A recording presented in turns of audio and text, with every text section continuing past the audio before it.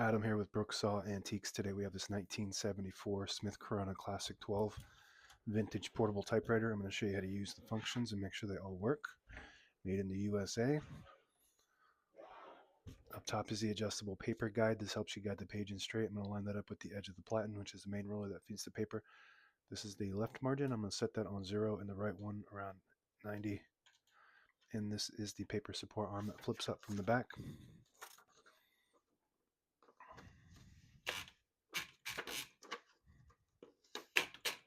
And this is the paper bale that sits on top. It's got 2 adjustable rollers.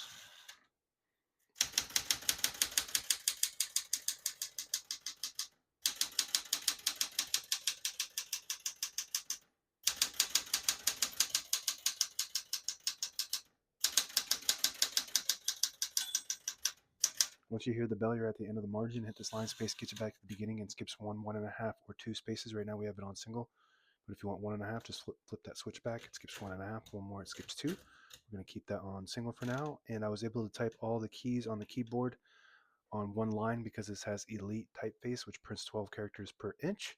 A little bit smaller than Pico, which prints 10 characters per inch. So in this next line, I'm just going to print a sentence in red. To switch from black to red, there's a switch on the right side here. You flip it all the way down to that red indicator. It prints the bottom portion of the ribbon. When you have it in the middle, it doesn't print any ink at all. It just leaves a stencil for copying purposes. When you have it up top, it prints the top portion of the ribbon, which is black. We're going to move that down for red.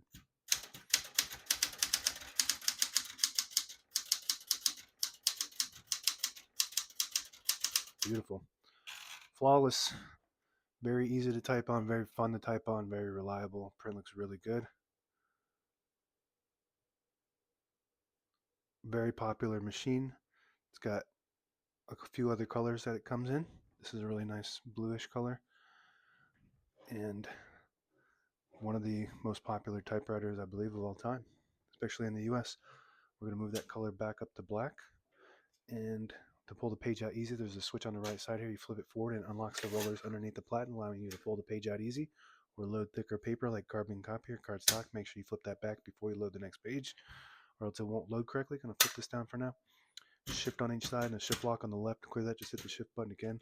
Backspace above that. Very good.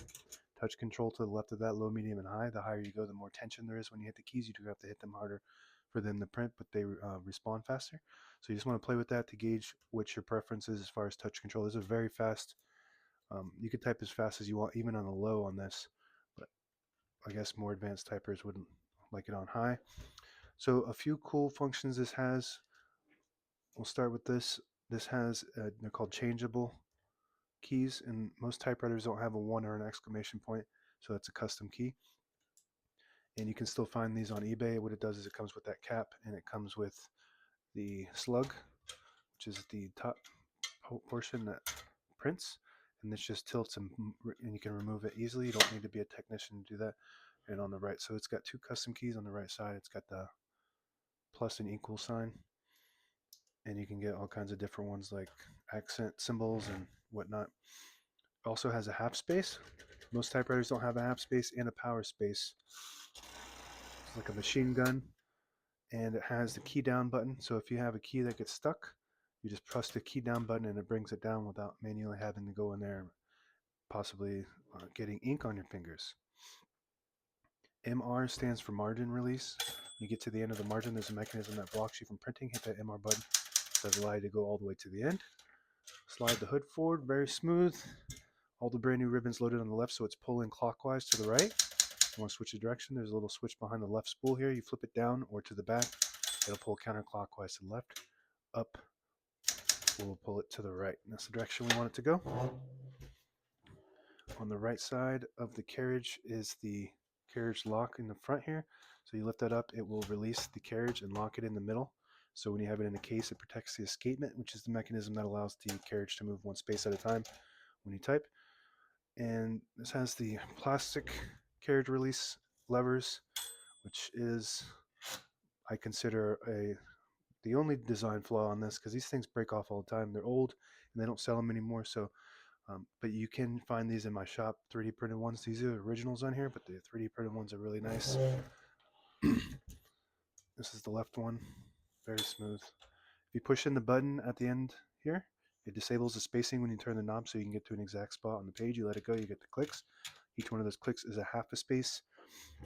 And the same concept with this lever on the inside here. You flip this down, it disables the spacing like that. You flip it up, you get the clicks.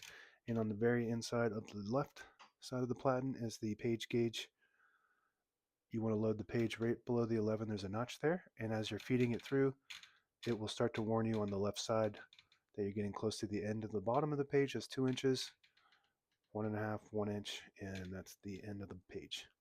And that's it. Now available on eBay or Etsy. Search Brooksaw Antiques.